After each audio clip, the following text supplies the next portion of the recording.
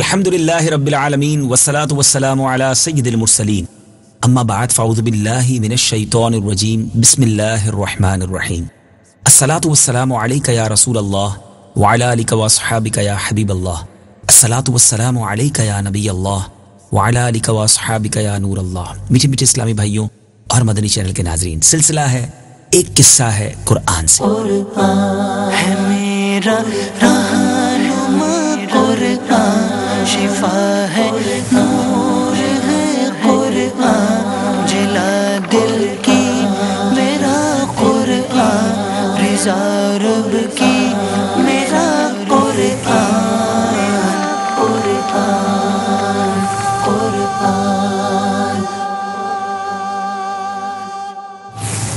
قرآن پاک کے نور سے منور ہونے کے لیے، قرآن پاک کے عجیب و غریب واقعات کو سننے اور سمجھنے کے لیے یہ سلسلہ لے کر ہم حاضر ہوتے ہیں۔ آج بھی ایک نہایت ہی عجیب و غریب قصہ لے کر آئے ہیں۔ جی ہاں، اگر میں یہ کہوں تو غلط نہ ہوگا کہ پوری دنیا میں کسی بچے کی ایسی ولادت نہیں ہوئی تھی۔ جی ہاں، آج ہمارے سلسلے کا موضوع ہے عجیب و غریب پیدائش۔ کس کی ولادت کی بات ہونی ہے، کس کی پیدائش کی بات ہونی ہے؟ آئیے سنیے اور اپنا ایمان تازہ کیجیے۔ حضرت عیسیٰ علیہ السلام حضرت بی بی مریم رضی اللہ تعالی عنہا کے شکم سے بغیر باپ کے پیدا ہوئے۔ جب ولادت کا وقت آیا تو حضرت بی بی مریم رضی اللہ تعالی عنہا آبادی سے کچھ دور ایک کھجور کے سوکھے درخت کے نیچے تنہائی میں بیٹھ گئیں، اور اسی درخت کے نیچے حضرت عیسیٰ علیہ السلام کی ولادت ہوئی۔ چونکہ آپ بغیر باپ کے کنواری مریم رضی اللہ تعالی عنہا کے شکم سے پیدا ہوئے، اس لیے حضرت بی بی مریم رضی اللہ تعالی عنہ بڑی فکر مند اور بے حد اداس تھیں، اور بدگوئی اور تانا زنی کے خوف سے اپنی بستی میں واپس نہیں آ رہی تھی، اور ایک ایسی سنسان زمین میں کھجور کے سوکھے درخت کے نیچے بیٹھی ہوئی تھی جہاں کھانے پینے کو بھی کچھ سامان نہیں تھا۔ ناگہاں حضرت جبریل امین علیہ السلام زمین پر تشریف لائے، اپنی ایڑی مار کر ایک نہر جاری کر دی، اور اچانک کھجور کا ایک سوکھا درخت ہرا بھرا ہو کر پختہ پھل لے آیا، اور حضرت جبریل علیہ السلام نے حضرت مریم رضی اللہ تعالی عنہ کو پکارا اور ان سے یوں کلام فرمایا۔ جو انہوں نے کلام کیا مبارک قرآن پاک میں اس کا تذکرہ کچھ اس طرح ہے۔ فناداها من تحتها ألا تحزني قد جعل ربك تحتك سريا۔ ترجمہ، تو اسے اس کھجور کے درخت کے نیچے سے پکارا کہ غم نہ کھا، بے شک تیرے رب نے تیرے نیچے ایک نہر بنا دی ہے۔ وَهُزِّي إِلَيْكِ بِجِذْعِ النَّخْلَةِ تُسَاقِطْ عَلَيْكِ رُطَبًا جَنِيًّا۔ ترجمہ، اور کھجور کے تنے کو پکڑ کر اپنی طرف ہلاؤ، وہ تم پر عمدہ تازہ کھجوریں گرائے گا۔ فَكُلِي وَاشْرَبِي وَقَرِّي عَيْنًا۔ ترجمہ، تو کھا اور پی اور آنکھ ٹھنڈی رکھ۔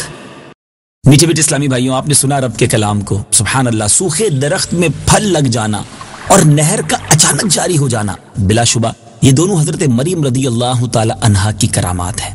اور یاد رہے کہ پہلے ہم نے سنا ہے قرآن پاک کے واقعات میں کہ حضرت بی بی مریم رضی اللہ تعالی عنہا کی جو محراب تھی، جی ہاں، جس محراب میں آپ عبادت کرتی تھی جب وہ بچی تھی، تو بیت المقدس کی جس محراب میں آپ عبادت کرتی تھی تو بغیر کسی محنت کے وہاں بلا موسم کے پھل ملا کرتے تھے۔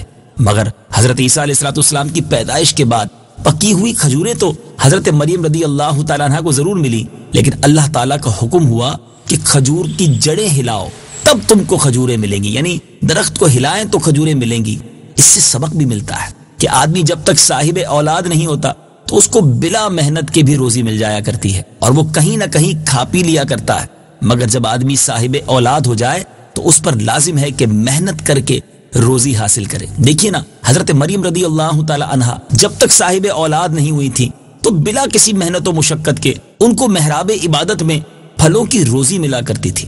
مگر جب ان کے فرزند حضرت عیسیٰ علیہ السلام پیدا ہو گئے تو اب اللہ تبارک و تعالی نے یہ حکم دیا کہ کھجور کے درخت کو ہلاؤ اور محنت کرو، اس کے بعد کھجوریں ملیں گی۔ سبحان اللہ، سبحان اللہ۔ میرے بیچ اسلامی بھائیو، اب حضرت عیسیٰ علیہ السلام کی ولادت ہو چکی ہے، مگر ماجرا بڑا عجیب ہے، کیونکہ بستی کے لوگوں نے یقیناً اس بات کو آسانی سے نہیں ماننا۔ تو حضرت مریم رضی اللہ تعالی عنہا حضرت عیسیٰ علیہ السلام کو گود میں لے کر بنی اسرائیل کی بستی میں جب تشریف لائیں تو قوم نے آپ پر بدکاری کی تہمت لگا دی اور لوگوں نے کہنا شروع کر دیا کہ اے مریم یہ تو نے بہت برا کام کیا، حالانکہ تمہارے والدین میں تو کوئی خرابی نہیں تھی اور تمہاری ماں بھی بدکار نہیں تھی، بغیر شوہر کے تمہارے یہاں لڑکا کیسے پیدا ہو گیا؟